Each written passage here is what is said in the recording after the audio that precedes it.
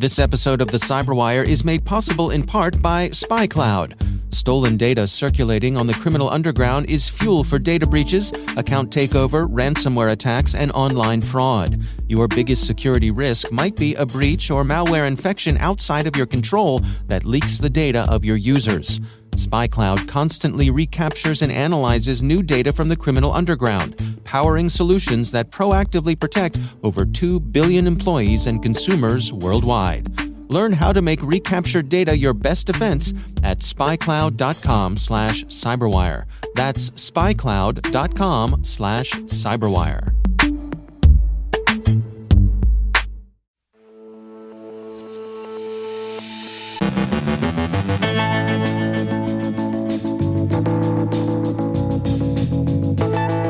Chaos ransomware group sides with Russia. Hacktivists claim to have compromised Russian-manufactured ground surveillance robots. Conti's ongoing campaign against Costa Rica. The claimed international cyberattack against Nile Dam was stopped. Rick Howard speaks with author Caroline Wong on her book Security Metrics, A Beginner's Guide. Our guests are Kathleen Smith and Rachel Bozeman, hosts of the new podcast Security Cleared Jobs. And the cyber insurance market experiences a reset.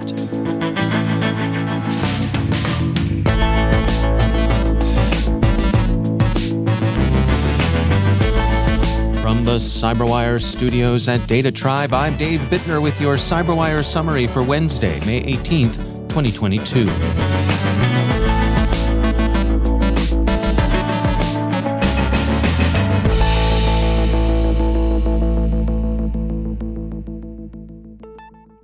Conti declared its alignment with Russia back in February, right after Russia invaded Ukraine.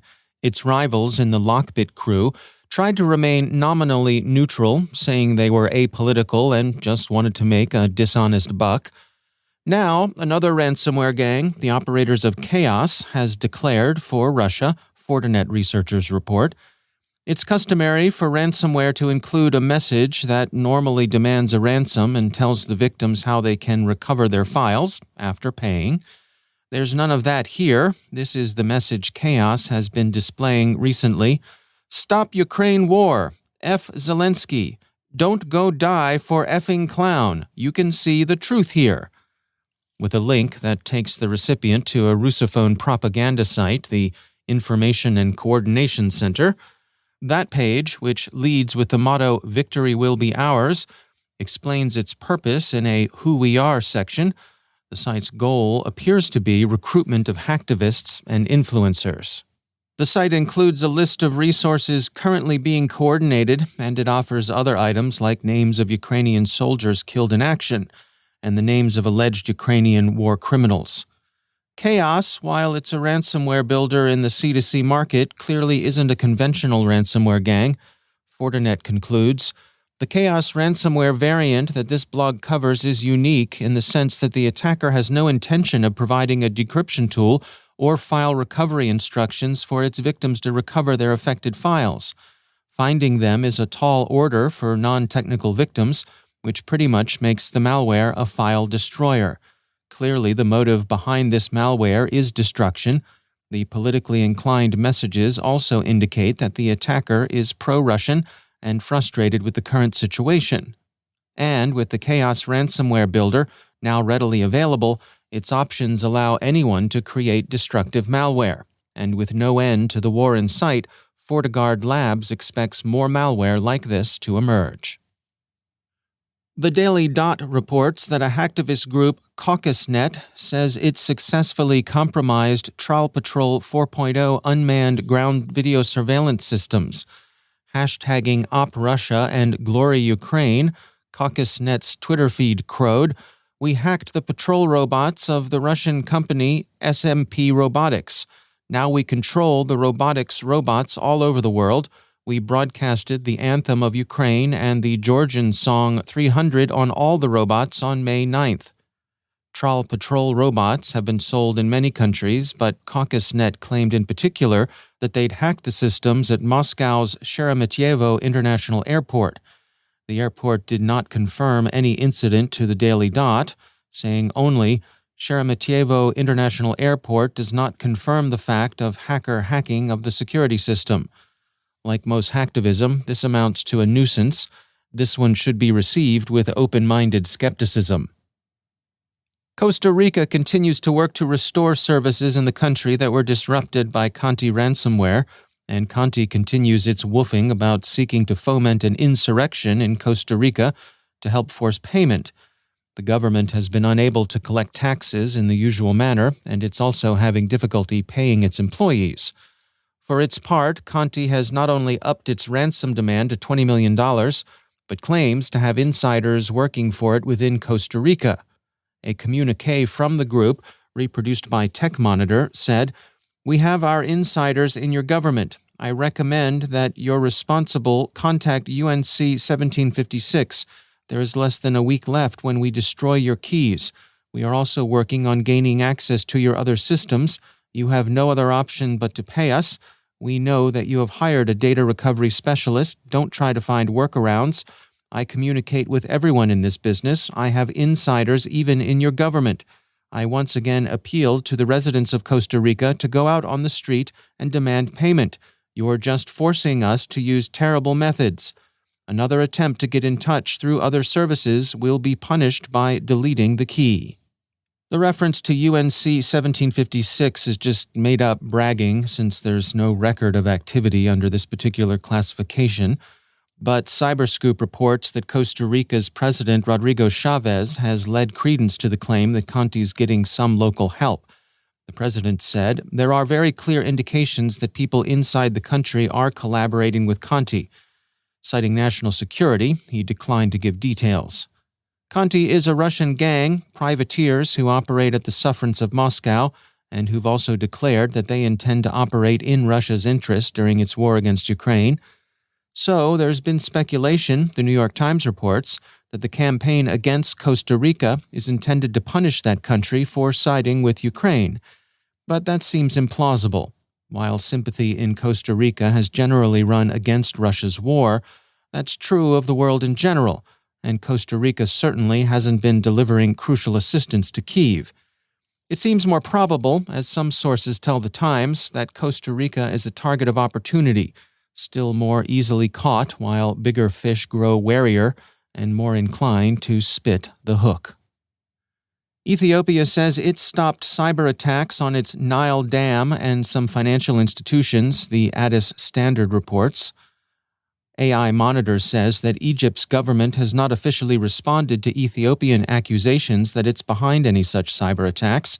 The Grand Ethiopian Renaissance Dam and the Nile water rights it affects have been a point of contention between the two countries.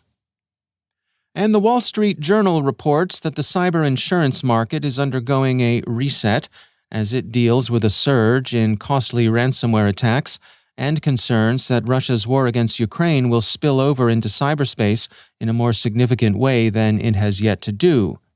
According to the Journal, direct written premiums collected by the largest U.S. insurance carriers in 2021 swelled by 92% year over year, according to information submitted to the National Association of Insurance Commissioners.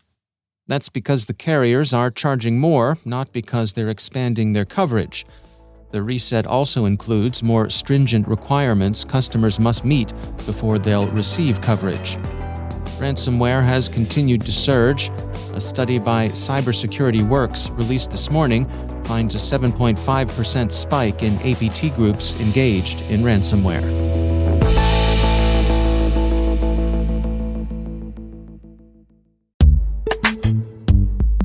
And now, a word from our sponsor, Dragos. PipeDream, the seventh known ICS-specific malware, is a new modular ICS attack framework that could disrupt, degrade, and possibly even destroy industrial environments. Developed by the recently identified threat group Chernovite, PipeDream can manipulate a wide variety of programmable logic controllers and industrial software. It can also execute attacks against the ubiquitous industrial technologies CodeSys, Modbus, and OPC UA. Together, a significant percentage of industrial assets worldwide are vulnerable to PipeDream. Dragos assesses with high confidence that pipe dream has not yet been employed in the wild for destructive effects, which is a rare opportunity for organizations to prepare their defenses. Read Dragos' complete analysis on Chernovite and the pipe dream malware and get actionable guidance on what you can do to mitigate risk from cyber attack. To download, go to dragos.com/pipedream-whitepaper. That's dragos.com/pipedream-whitepaper. And we thank Dragos for sponsoring our show.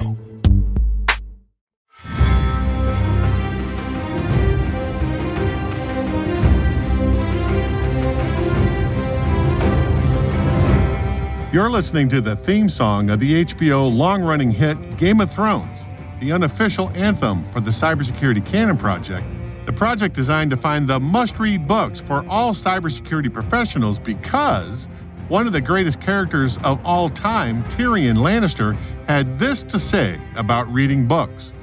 Why'd you read so much? Well, my brother has his sword, and I have my mind, and a mind needs books like a sword needs a whetstone. That's why I read so much Jon Snow. Which means it's Cybersecurity Canon Week here at the CyberWire, where we are interviewing all the Canon Hall of Fame inductee authors for the 2022 season. I'm Rick Howard, the Chief Security Officer, Chief Analyst, and Senior Fellow here at the CyberWire, and today's book is called Security Metrics, A Beginner's Guide by Caroline Wong. Enjoy.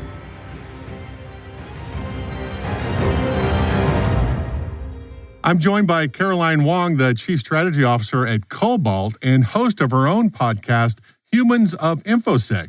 Caroline, thanks for coming on the show. What a pleasure to be here. Thank you for having me. You're quite welcome. So you wrote this book in 2011, and as near as I can figure, it's one of the first books published for the cybersecurity community that dealt with the thorny subjects of risk, metrics, and analytics. Why'd you write the book? So first, I have to say, Andy Jaquith wrote a super good book about security metrics. Before this book, I was so honored that Andy wrote a little bit in this book as an introduction. I certainly want to respect the shoulders of giants that I stood on in order to produce this work. Andy had done excellent work in this area. And what I had an opportunity to do was to say, how do you take some of these really great ideas that, for the most part, at that point in time, now more than a decade ago, were largely theoretical? And how do you put that into practice? And that's what I was very interested in doing. I had the privilege of working with Dave Cullinane when he was CISO at eBay. And together, we and the team, we built this program.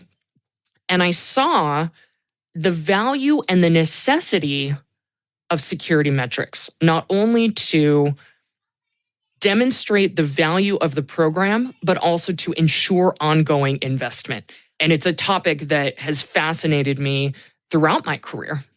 For the first time in my career, I understand what a whisker chart is, all right, and how to read it, what linear regression is, and how to easily build plots with the data in a spreadsheet. And I actually did some practice runs because of your book, Caroline, in Google Sheets to see if I could do it. And I'm here to say, if I can figure it out, I think anybody can do it, thanks to your explanation. And the last one is exactly what is logarithmic scale and why mathematicians use it. So just, as an example, can you tell our listeners why do we use logarithmic scale in metrics and analytics? These math things, these modeling things, they are tools for us to use. They are not by any means the end result. I think the simple description of linear versus logarithmic, it's kind of like the earthquake scale. What's the difference between a size 7 earthquake and a size 8 earthquake? If I ask my 7-year-old daughter, what's the difference between the numbers 7 and 8? She says, that's not a very big difference. 7 is followed by 8. But if we're talking about logarithmic terms, then we're talking about a magnitude increase times 10. And so it's like just way bigger. And so it just depends on your data set, it depends on the velocity at which your data is changing, whether it's useful to view it in a linear or logarithmic fashion.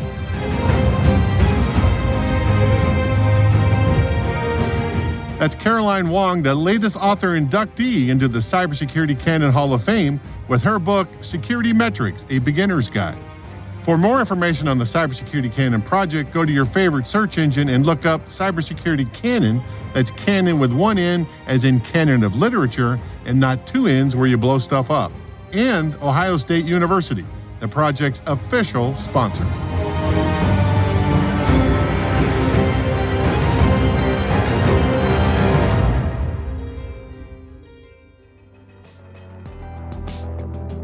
If you like what you hear and want to hear the full interview, subscribe to CyberWire Pro today to get access to the latest episodes of CSO Perspectives, plus much more.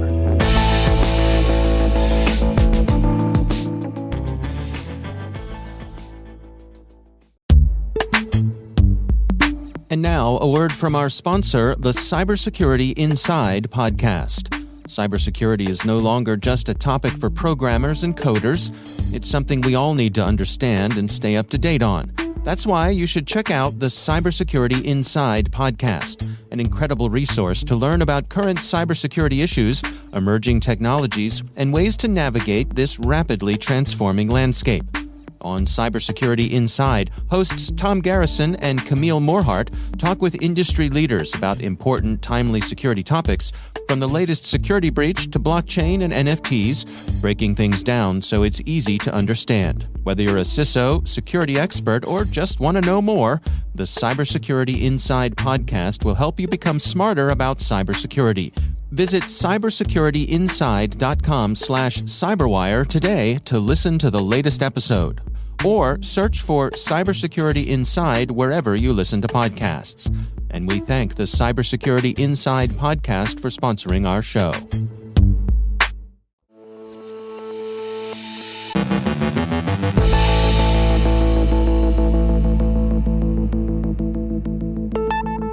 For those of us outside of the intelligence community, there's a bit of mystique around having a security clearance.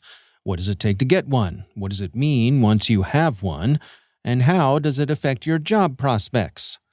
Kathleen Smith is Outreach Officer at clearedjobs.net, and Rachel Bozeman is Director of Talent Acquisition for Consumer Cellular.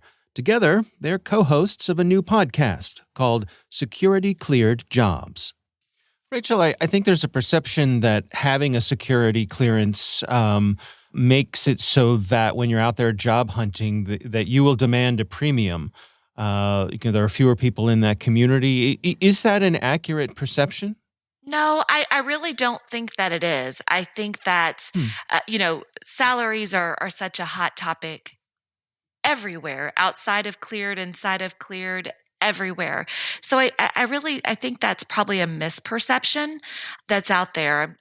Lots of the salaries that are set within the cleared space are either set by the government contracts, so there are salary ranges. And so a lot of people think I can demand more having a security clearance. Well, you can't really demand more. You will probably get more because you have that upper level skill set, but you also have that upper level clearance. But it's also going to be limited on what the government contract award was. There will be other things. We've talked about this several times on the podcast about there might not be some leeway within the salary, but there are definitely leeways within the benefits that the company can offer. And then if you're working for the government in particular, then there's also ranges as far as that can be. Rachel, anything else on that? I'd say ditto. I think it's coming in and being able to ask the questions, I think, is the big piece to it. Understanding all of those different pieces when working the salary. But no, I think you outlined it beautiful. Who are you all trying to target here with this particular podcast? Who's the ideal listener that you're focusing on? So we've actually really narrowly focused the audience to being security cleared job seekers who want to hear from cleared facilities employers.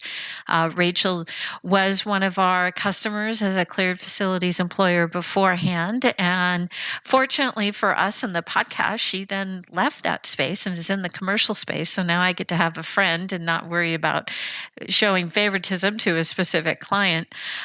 Rachel, what do you think about some of the recruiters that we've interviewed for so far as their advice to cleared security job seekers? Their advice? Security cleared job seekers. Yeah, the security cleared job seekers. Sorry. Absolutely. So it's everything from resumes. It's how to talk about salary. It's all of those different, and they're really focusing on the culture because that's what has to matter. So when you think of the different type of roles, we talked about not limiting yourself to just a particular employer, but really thinking about that diversity of different career opportunities that are out there. They've really focused on culture, why their organization matters, things that should matter to any job seeker, but especially in that cleared space where you're thinking of the different opportunities and where you're going to land and where you're going to invest so much of your time. You spend more time usually with your work family than your personal family or your family that you didn't get to choose. And so it's really important to understand that culture. What are the things, their benefits, are they a dog-friendly employer? All of those different things that they offer there. Because let's just say mine's dog-friendly. I'm not as friendly right now because she wants to interrupt all the time today. So. But that's another fun thing about the podcast. Pretty much everyone has dogs, and so we have some dog component in absolutely every single episode so far. They give a lot of great advice, just keep showing up, just keep wagging your tail. Great things will follow. Well, they're loyal. They're loyal for sure, right? They are loyal, and most dogs can pass that security clearance check. So I don't know about mine, but most other ones could certainly pass. Kathleen Smith and Rachel Bozeman are co-hosts of the new podcast, Security Cleared Jobs.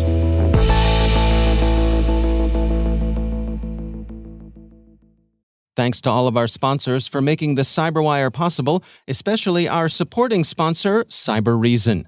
Ransomware shouldn't feel inevitable. You should feel invincible. CyberReason is undefeated against ransomware with the only predictive ransomware protection available. It's the ultimate defense against ransomware. Visit cyberreason.com to learn more. Thank you also to our friends at RSA Conference, where the world talks security. Through global events and year-round content, RSAC connects you to cybersecurity leaders and cutting-edge ideas for a safer, more secure future. Learn more at rsaconference.com/cyberwire22.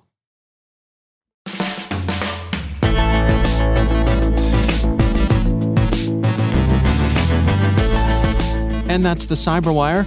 For links to all of today's stories, check out our daily briefing at thecyberwire.com. The CyberWire podcast is proudly produced in Maryland out of the startup studios of Data Tribe, where they're co-building the next generation of cybersecurity teams and technologies. Our amazing CyberWire team is Rachel Gelfand, Liz Irvin, Elliot Peltzman, Trey Hester, Brandon Karpf, Eliana White, Puru Prakash, Justin Sabi, Tim Nodar, Joe Kerrigan, Carol Terrio, Ben Yellen, Nick Valecki, Gina Johnson, Bennett Moe, Chris Russell, John Petrick, Jennifer Iben, Rick Howard, Peter Kilpie, and I'm Dave Bittner. Thanks for listening. We'll see you back here tomorrow.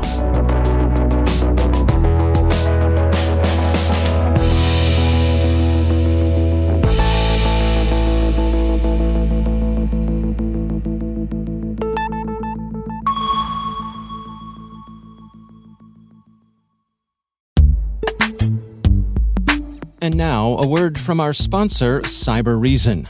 They're out there, and they're coming for you. Ransomware attackers, sophisticated criminal armies bringing organizations to their knees and costing companies millions. But ransomware shouldn't feel inevitable.